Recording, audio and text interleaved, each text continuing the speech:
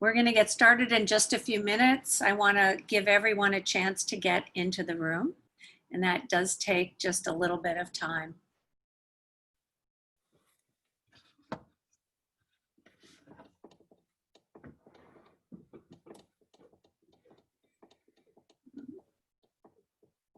I see more and more people joining the room, so just a few more seconds or so. We're just going to give people a chance to get in, and then we will get started.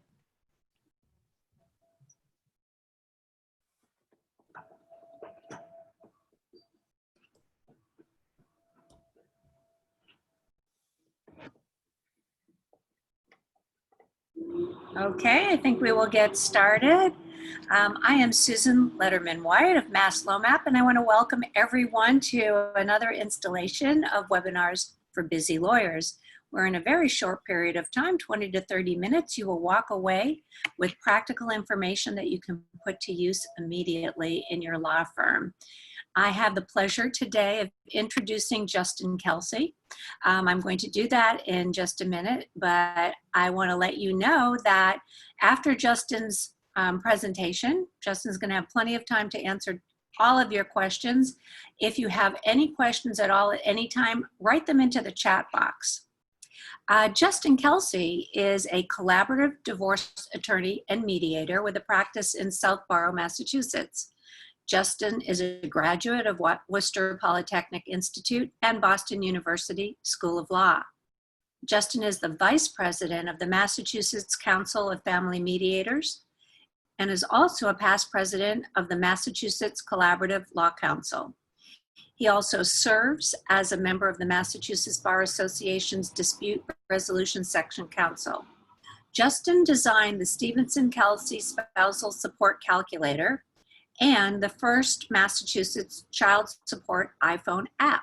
Justin is the owner of Skylark Law and Mediation PC, skylarklaw.com, and concentrates primarily on the resolution of family conflict outside of court. Justin also trains mediators through Divorce Mediation Training Associates, that's dmtatraining.com, and provides QDRO and divorce form template services through Gray J Endeavors LLC, and that is gray.jendeavors.com. As I said before, if you have questions, please put them right into that chat box. I promise you we will have plenty of time at the end to go through all of Justin's questions, all of your questions for Justin. We will be posting a recording of this presentation. This is being recorded right now.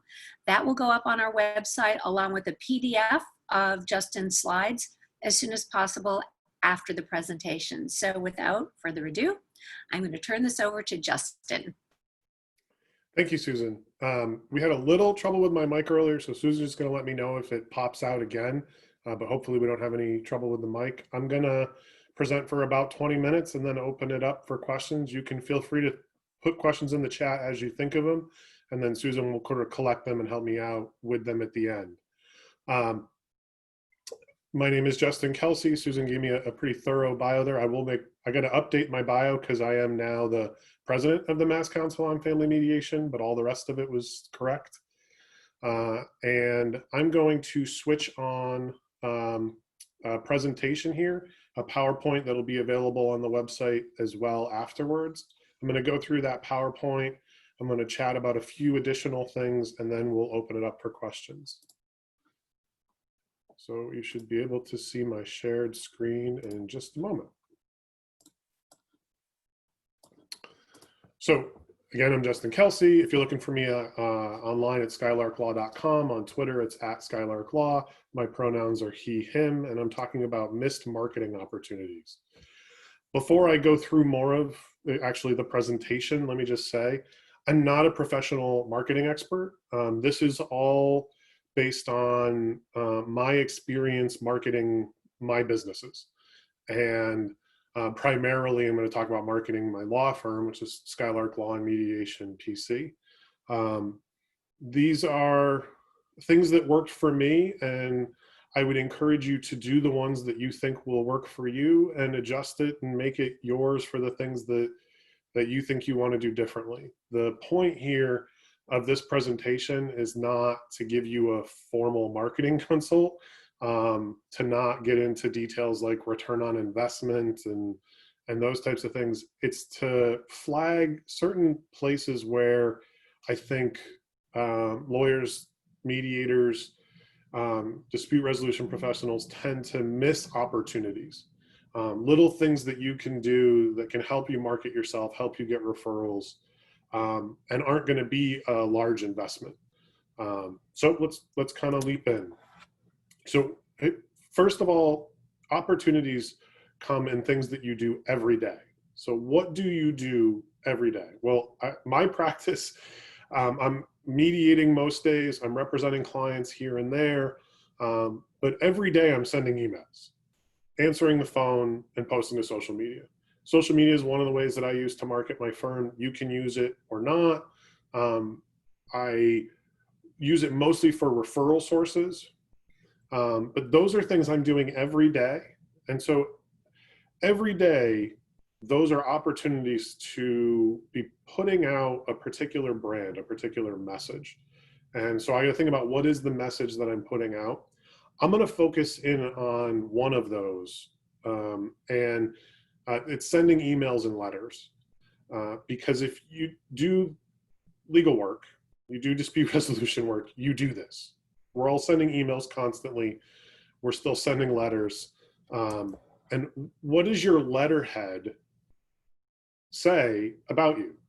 If I get a letter from you, I'm opposing counsel, potential mediator, I'm a party, I'm a potential opposing party, I'm a vendor. Getting a letter from you, do I know what you do by looking at your letterhead? If you see the sample letterhead here for me, up at the top, you've got my name as principal of the firm. I'm an MCFM certified mediator and collaborative law attorney. Right there, you know I'm a mediator, I'm collaboratively trained. You might not know what those are. Obviously, your letterhead should have ways to contact you, but it should also say what you do. And if you don't know what an MCFM certified mediator is, when you look at that, hopefully you reach out to me and ask me what that is, and why I have that on there. And if you're looking to learn more, I also at the bottom of the page have learn about mediation and collaborative law at skylarklaw.com. That's our principal business. That's what we want people contacting us for. And not everybody knows what it is. So I'm right off the top telling people, this is where you can go find out about it. Everybody who gets a letter from you should know what you do, but they might not. And you have a chance to highlight not just what you do, but what you want them to know about what you do. So this is an example of taking something you should have designed in your firm. I don't think you need formal printed letterhead anymore. Some people like to do that. This is just in a Word document. We have a Word template that we use to send out letters. So think about how you're designing that to tell people what you do, and to remind people what to refer to you. Same thing with your email signature. This is my email signature. There's a couple of things to notice about it. First of all, I have my pronouns in my email signature. Not everybody understands why I do that. And I have a link right in the email signature that takes you to a blog post that explains why I do that. I'm not going to go into it today because that's not what this presentation is about. But if you want to know about that, email me and I'll send you a link to the blog post. I'm happy to talk about why I think it is important to include pronouns in your email signature and your online profiles. The next thing is, what do I do? Collaborative divorce mediation. And then all the different ways to contact me or connect with me. There's actually a lot more: Instagram, Facebook, I'm on all those platforms. But I focus, from the professional ones, I focus on LinkedIn and Twitter, where I think most of my referral sources who are on social media are connecting with me through those platforms.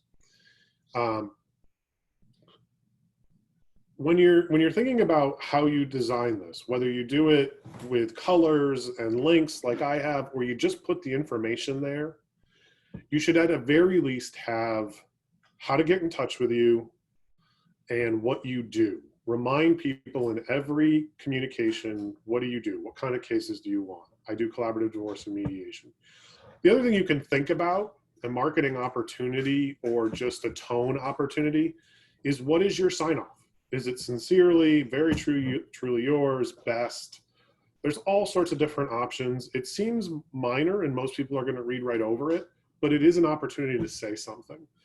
I have a blog post, so if you're looking for, I keep mentioning blog posts, blog.skylarklaw.com is where all these blog posts are. There's a search bar there, so if you're searching for email signature, you'll find our blog post on email signatures and why I use the email signature piece with the emoji there.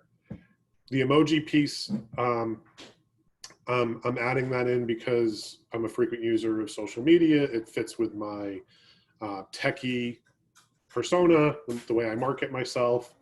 And it's intended to be a little bit lighthearted. It's also what I say in my blog post about the choice to make the email signature line be piece. It forces me to think about whenever I'm sending an email. So I still do advocacy work where I'm representing a client and sometimes I'm making an argument over email. Signing off with peace actually forces me to think about, is this an email that accomplishes that? And that is always my intent with my communications, is to further peacemaking in the world. It's what I do for work. And so the email signature is not just something about me, it's a reminder for me about what I want my communications to be like. You don't have to think about every single piece of your email signature like this, but at the very least, it should be how to contact you. And let me explain why I think that is. I'm constantly referring work to other attorneys. I recently got a call from somebody who wanted the referral that I received from an attorney said, this guy needs a mediator. Guy calls me, he doesn't actually want a mediator. He's already going to a mediation. He wants an attorney who's also a mediator to represent him in a mediation. That's a good referral because I do both of those, but it's for a type of law that I don't do. It happened to be a real estate dispute, and I do mostly family law. And I talked to the guy about the level of the real estate dispute, and I realized it was really something that was not my specialty. And so I referred it to somebody else. And I thought about giving him two names, but we started with just one name to see if it was a good fit. And how do I make that referral? Well, I email this potential client the contact information for that other attorney. And when I'm going to do it in email, what's the easiest way for me to email that contact information? It's to quickly search my email for other emails from that attorney and copy and paste his signature line. I'm already in my email to send something to this potential client. Rather than go to another window and start a search for his website or something else, the fastest way for me to make the referral is to copy and paste from another email I have from that attorney. And what I found is I did have some emails that had all of his info, and I had some emails that just had his first name. And why is that? Because he's sending me emails from his phone sometimes, and he hasn't set up his phone email signature. So this is my email signature set up in Gmail. We use Google Business Apps for the Google Suite for our email. So while it's a branded email from skylarklaw.com, adding that domain onto the email just costs us $6 per month per user for Google Suites.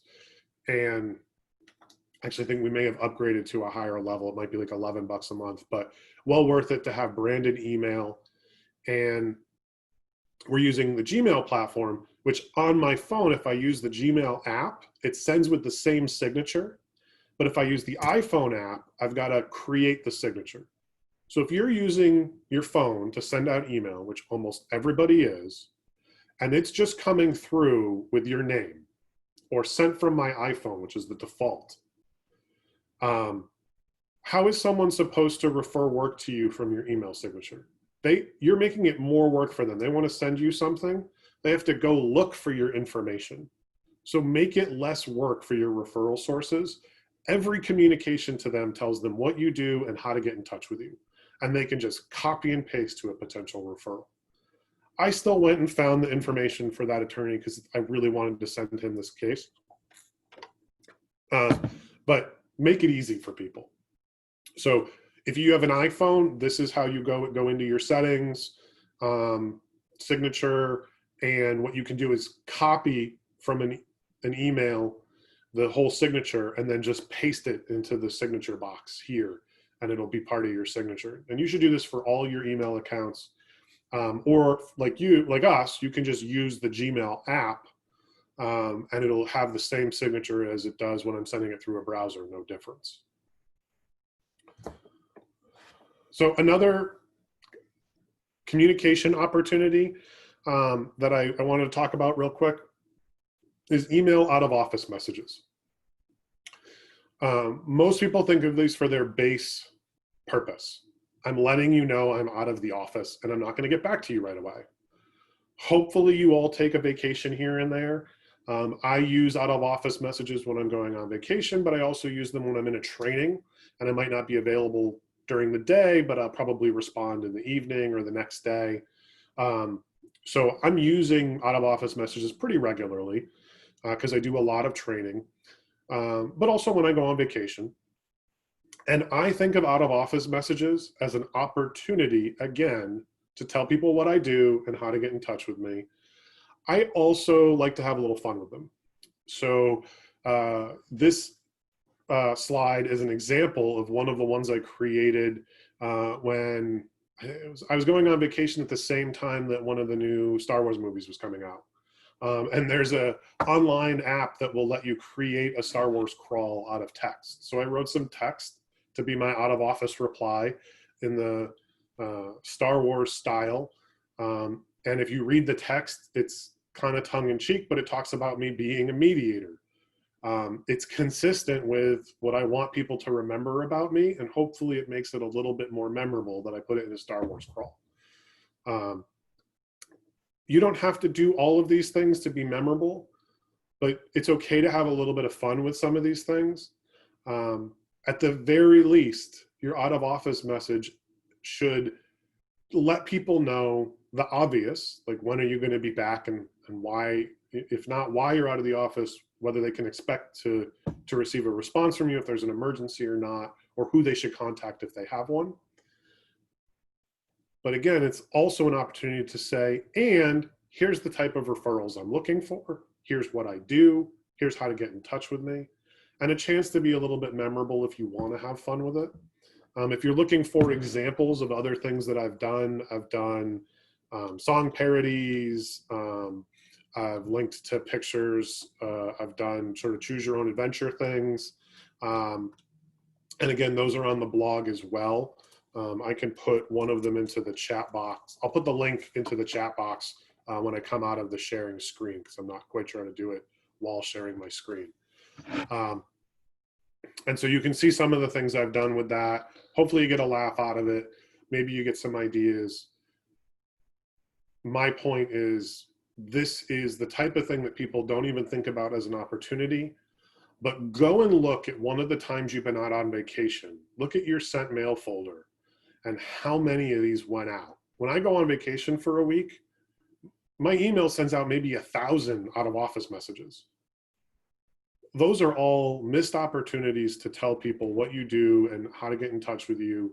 And the other thing I want to say is, if what you're at is a training, if you're doing something that is furthering your purpose, I train mediators, it's furthering what I believe in, having more people out there doing mediation, or you're taking a training, going to a conference to become a better mediator, tell people that.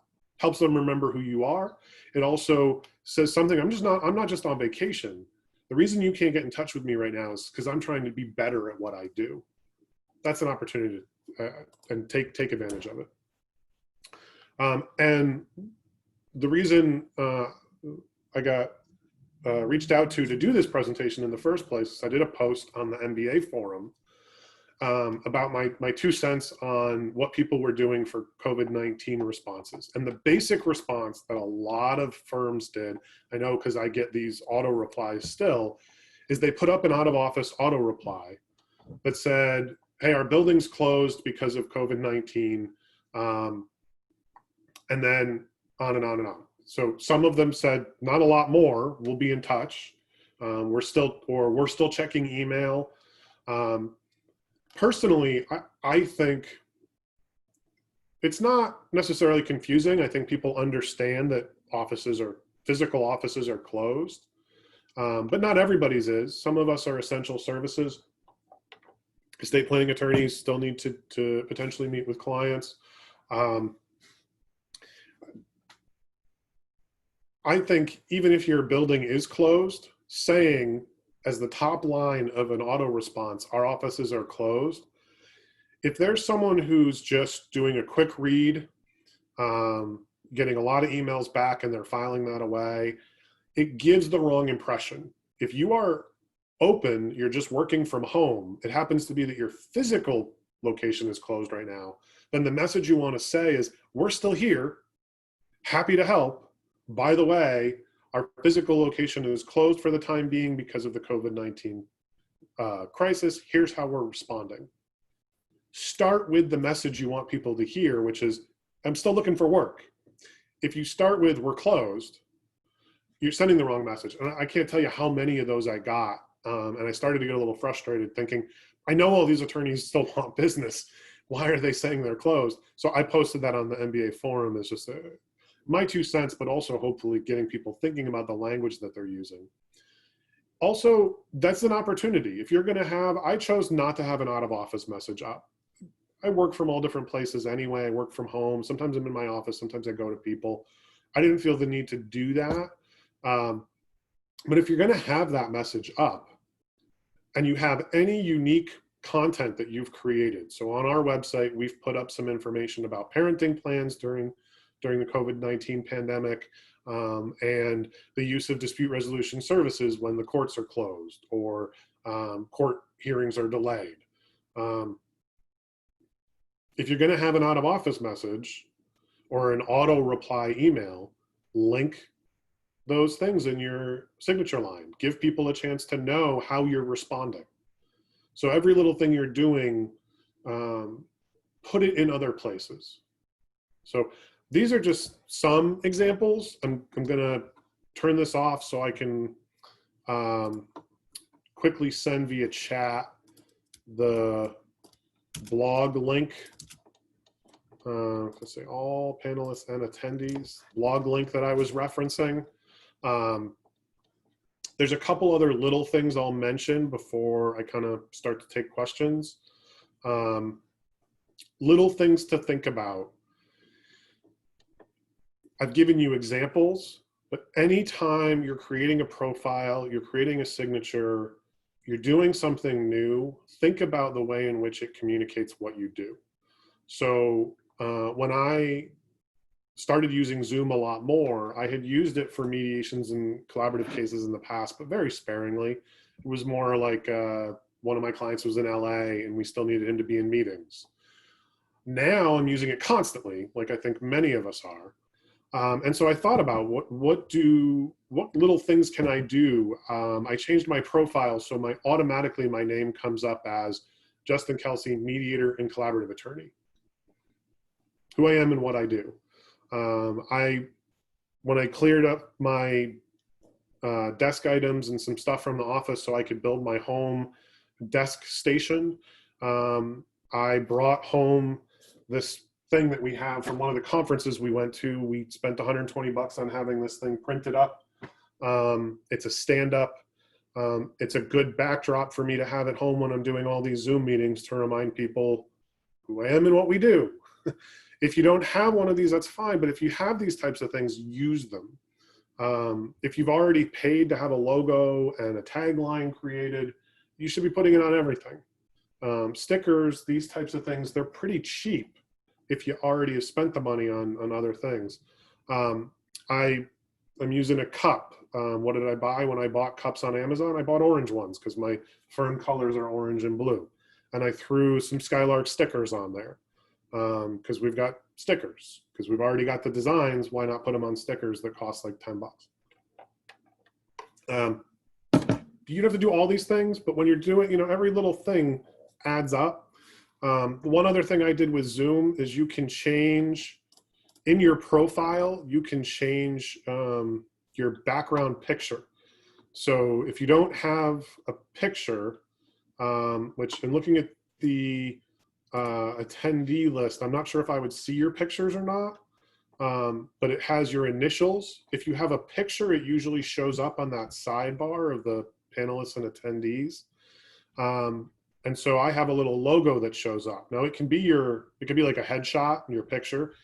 I decided I'm going to stop my video real briefly, and you're going to see what I have as my background right now. It's all the logos from my different companies and a peace symbol. It says backed by popular demand. I have those pins too that I have on my backpack. My business is about creating peace. So I put the peace symbol everywhere. It also kind of fits with my politics and who I am. And my quarantine beard is making me look a little more hippie-ish than I think I usually am. But it's part of my marketing, and I have all my logos on there. So thinking, again, you don't have to do it that way, but what does you have a Zoom account. What does it say about you? Does it tell people who you are? And when you have to turn off your video, is it sending any message? The little things that you can do, these are all marketing opportunities. So I'm going to stop it there. And I get a bunch of other little things like that I could point out that I've tried to do. Again, not saying everyone is right for everybody, but hoping to get you thinking about where you might be missing marketing opportunities. And I'm open to questions, other things that we've done, links I can send you, practical advice on how you do some of these things, where to get that information. Let me know what questions are out there. Justin, thank you so much. This was really, really interesting and informative. I'm going to give people a little bit of time to put questions in the chat box. So let me ask you a question that I was thinking about. So many lawyers, certainly lawyers of my generation, were always so careful to draw this really clear boundary between their personal persona and their work persona. And what comes through with you is who you are, not just what you do, but who you are. How did you, come to that decision? Was it conscious that you were really going to let your brand show not just what you do, but who you are? It definitely evolved over time. And I still have my own line. I do have some, when I have accounts, like I have a Twitter account, I have my business Twitter account. I also have an anonymous account where I might post more political stuff. So I definitely still have my line of what is professional and what is not. The work that I do, and this varies a lot by the type of work that you do. The work that I do is so personal. It requires clients to connect with me. I feel like if I don't share some of who I am, clients are not going to be able to do that they are sharing so many intimate details. They need to feel comfortable doing that. So over time, I've gotten comfortable with what I'm willing to share and what I'm not. And I've also found the things that I think don't cost me anything to share, but are kind of fun, and they'll hit with some people and they won't with others. But I think people appreciate the willingness to kind of to share things that might be personal that people know are things that some people are going to connect with and some aren't. So like the sci-fi, the techie stuff, I like Star Wars, I like Star Trek. So some of my out-of-office messages have been a picture of Yoda talking about training, the Star Wars crawl. I've got stuff in the background here that if people recognize it, then they'll know what it is. Like the Don't Panic book is The Hitchhiker's Guide to the Galaxy. I've got a Star Wars Lego.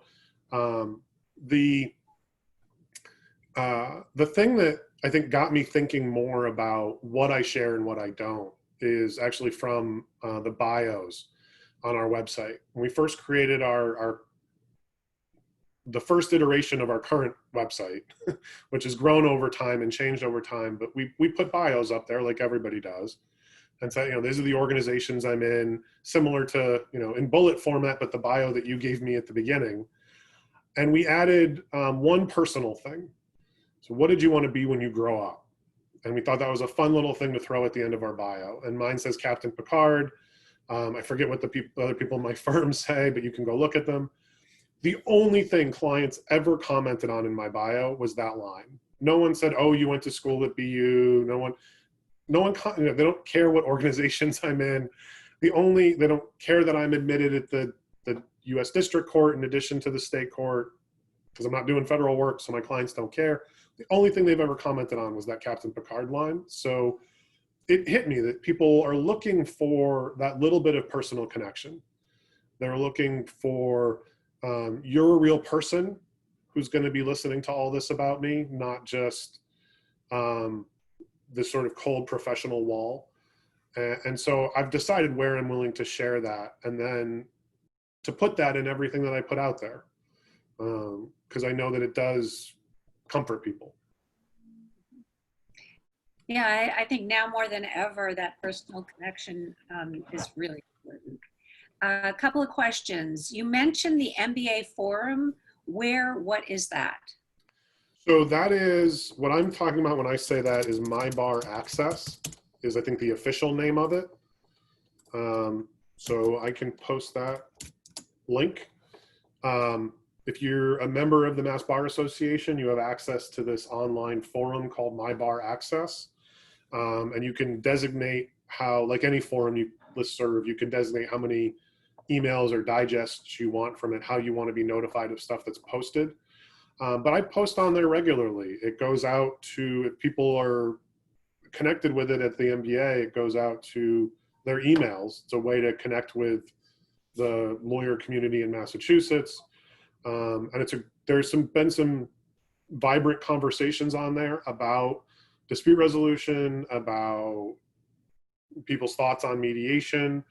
And I enjoy that forum. It's also a place for people to ask for advice and things like that. And it's pretty active in some sections and not in others. But if you're an MBA member, for me, it's one of the most used resources I have from them, especially in current times when we can't network in person.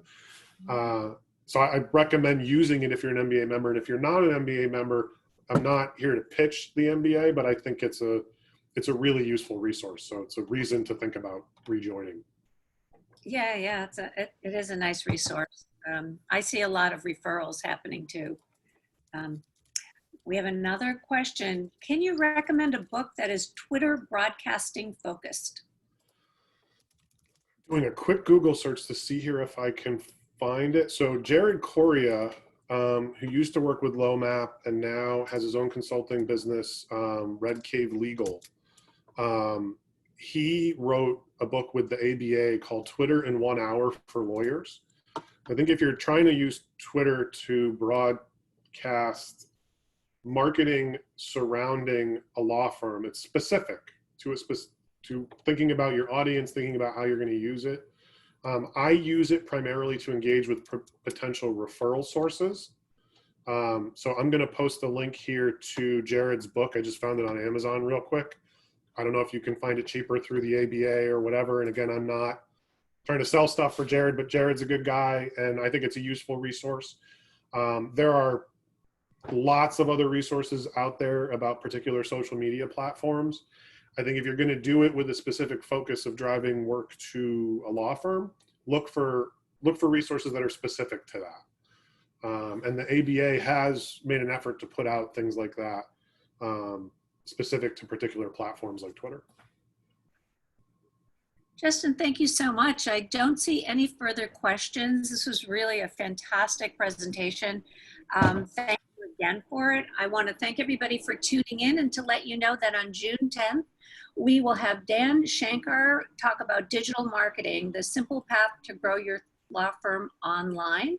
That's June 10th at noon back here. So thank you, everybody. And Susan, there is a raised hand. I don't know if we have the ability to hear from attendees, or. The hand If just, that's on purpose, um, or if it was by accident, I don't know. I don't know. If you have a question, I can't see very well, but if you have a question, could you please type it into the chat box? It usually works better than if we use the raised hand method. So Lee, I can see your hand raised. Please feel free to type your question into the chat box, or let Justin know if there's something that you just wanted to ask him. And of course, you'll have his contact information as well, so you can reach out that way. I don't see the hand anymore, so it may have. Lee knows me, so she can reach out directly. Yeah. Okay, terrific. All right, so I'm going to thank you all again, and please have a wonderful afternoon. Bye-bye now. Thank you all.